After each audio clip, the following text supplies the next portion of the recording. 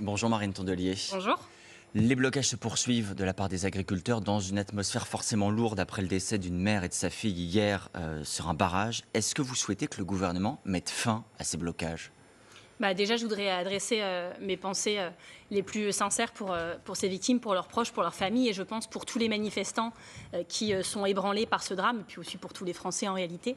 On voit bien que quand on manifeste sur la route, c'est plus dangereux que d'autres types de manifestations et donc je pense que chacun doit être vigilant dans les semaines qui viennent. Mais j'ai une position constante sur le sujet. Les écologistes ont toujours souhaité que les gens qui souhaitaient manifester puissent le faire et en sécurité. Donc je pense que on ne calmera pas la colère en interdisant les manifestations et c'est valable pour tout type de manifestation d'ailleurs. Vous dites ça pour les manifestations des écologistes. Pour toutes les manifestations. Le président de la FNSEA hier soir sur TF1, Arnaud Rousseau, dit « La colère monte, les actions vont s'amplifier ». Sur le fond, est-ce que vous soutenez ce mouvement et les revendications des agriculteurs ? Votre émission s'appelle En toute franchise, donc je vais être très très franche.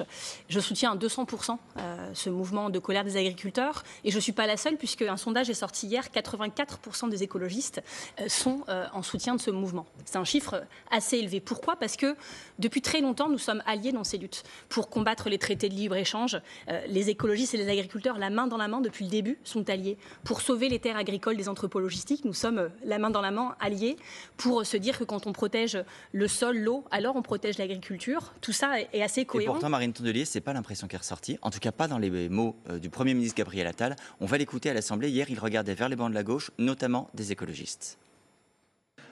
Parfois, vos larmes pour nos agriculteurs ressemblent à des larmes de crocodile. Je le dis avec le plus grand calme. Quand certains discours portés sur nos agriculteurs les présentent comme des bandits, comme des pollueurs de nos terres, comme des tortionnaires de leurs animaux, on aimerait aussi entendre vos indignations et votre défense du modèle agricole. Des larmes de crocodile. Mais je pense que Gabriel Attal, qui pourtant est Premier ministre, n'est pas à la hauteur de ses fonctions. Parce que ce qu'il fait là, c'est qu'il n'assume pas ses responsabilités. Depuis 7 ans, les macronistes sont au gouvernement. Ce pas des écologistes qui sont au ministère de l'Agriculture, c'est des macronistes. Et ce qui s'est passé, par exemple, depuis un an, c'est que le prix auquel les agriculteurs vendent ce qu'ils produisent a baissé de 7%. Donc c'est moins de revenus pour eux.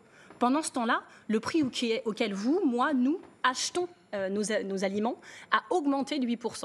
Donc la réalité, c'est que les consommateurs devraient être aux côtés des agriculteurs sur les barricades. Pourquoi ? Parce que nous sommes tous producteurs, consommateurs, perdants. Est-ce que vous irez vous sur les barricades, comme vous dites, sur les barrages, soutenir les agriculteurs ? Ce sont les intermédiaires, ce sont l'industrie agroalimentaire, la grande distribution, dont les marges ont augmenté de 80%. En 2 ans, c'est passé de 28% de marge à 48%. Ce sont les grands gagnants. Et c'est le travail du gouvernement que de faire en sorte que le travail des agriculteurs soit rémunéré plus justement. Vous venez de dire que les consommateurs devraient aller sur les barricades. Est-ce que vous irez, en tant que responsable politique, sur les barrages, soutenir les agriculteurs ? Alors, je n'ai pas attendu aujourd'hui et ce mouvement pour être aux côtés des agriculteurs. J'ai rencontré, depuis que je suis secrétaire nationale, depuis plus d'1 an, la FNSEA, les jeunes agriculteurs, la Confédération paysanne évidemment, et je ne suis pas allée voir que les agriculteurs avec qui je suis 100% d'accord. Parce que je pense que quand on est responsable politique, c'est important de discuter avec tout le monde. Vous savez, les agriculteurs, leur métier ne perdurera pas s'il n'y a pas de transition. Tout comme il n'y aura pas de transition écologique sans les agriculteurs. Il faut pas faire une pause. Il faut la faire intelligemment. Et la transition ne peut pas se faire contre les agriculteurs. Ils doivent pouvoir vivre de leur métier. Il y a 200 exploitations agricoles qui ferment chaque semaine dans ce pays. Quand le Premier ministre prend des exemples, il dit les projets d'extension d'élevage, qui s'y oppose ? Il sous-entend vous.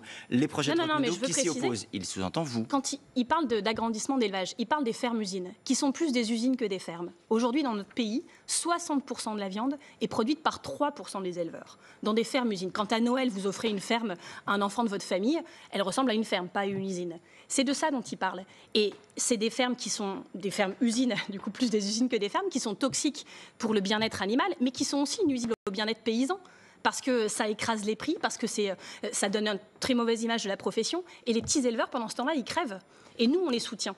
Il vous demande également, il demande au pouvoir public, les agriculteurs, à pouvoir dégager des revenus plus importants. Ils sont très faibles. Par exemple, sur le gazole non routier, ils disent qu'il nous faut une fiscalité allégée. Est-ce que vous êtes d'accord pour maintenir une fiscalité allégée sur ce qu'on appelle le GNR ? Ils bénéficient déjà d'une fiscalité allégée. Oui, ils veulent qu'elle soit maintenue et qu'il n'y a pas de modification. Je pense que quand on est en plein milieu d'une crise sociale, ce n'est pas forcément le bon moment pour brutalement mettre fin à des avantages sans l'expliquer, sans accompagner. Mais aujourd'hui, dans ce métier, il y a des gens qui vivent très très bien. Il y en a aussi qui vivent très très mal. C'est une des professions où on a le plus de disparités sociales. Et en fait, c'est logique qu'il y ait ce mouvement aujourd'hui. C'est logique et c'est souhaitable, puisque dans ce pays, on n'est pas entendu sans ça. Mais vous reconnaissez l'idée qu'il faut leur alléger les normes. Par exemple, ce qui leur incombe comme obligation sur la réduction des pesticides, les normes qui pèsent sur la plantation de haies, tout ça, les jachères également, tout ça, vous êtes d'accord pour dire on fait pause, on l'arrête, on leur libère la possibilité de travailler? Ce que je vous ai dit tout à l'heure, c'est que on peut pas, si on ne protège pas le sol, si on ne protège pas l'eau, alors on ne protège pas l'agriculture. Et ça, je le redis, mais ce que je vois aussi, c'est qu'aujourd'hui, il faut qu'on lâche la grappe aux agriculteurs. Parce qu'il suffit de regarder, vous savez, on dit toujours ils ont plein de subventions. Sur les 3 exemples que je regardez, les pesticides, les haies, les jachères, vous êtes OK pour dire mais regardez les formulaires aujourd'hui qu'on fait remplir aux agriculteurs pour toucher les aides de la PAC. Je vous invite à regarder les formulaires. En fait, les paysans, aujourd'hui, on leur demande de passer de plus en plus de temps devant les écrans plutôt que dans les champs. Et il y a des retards de paiement sur ces aides, il y a des règles qui sont incompréhensibles. Moi, hier, quand M. le maire, il a annoncé les mesures, moi-même, je ne comprenais rien, tellement c'est devenu technocratique. Et donc, il y a un problème où les gens qui font ce métier, ils le font parce qu'ils aiment la terre, parce qu'ils aiment leur métier. Mais aussi suspendre. Vous êtes il faut simplifier et il faut protéger l'environnement, parce que quand on protège l'environnement, on protège les agriculteurs eux-mêmes, on protège l'avenir de leur métier, on protège les consommateurs aussi de leur production, mais ça doit se faire en discutant avec tout le monde, pas par des injonctions comme ça, c'est incompréhensible. Et donc moi, c'est, je pense, le rôle que j'ai à jouer dans les semaines qui viennent. Je le fais depuis 1 an. J'avais prévu, avant le salon d'agriculture, une grande tournée de beaucoup de fermes en France, et pas, encore une fois, que des fermes bio dont on considère qu'elles sont exemplaires. Je veux rencontrer tout le monde, parce que je pense que c'est notre devoir. En fait, nous sommes des alliés naturels, agriculteurs, écologistes, et que je pense qu'on a beaucoup de choses à faire ensemble. En tout cas, moi, je ne serai pas aussi sectaire que ne l'a été Gabriel Attal, et je pense que les agriculteurs ne le sont pas non plus. Merci Marie.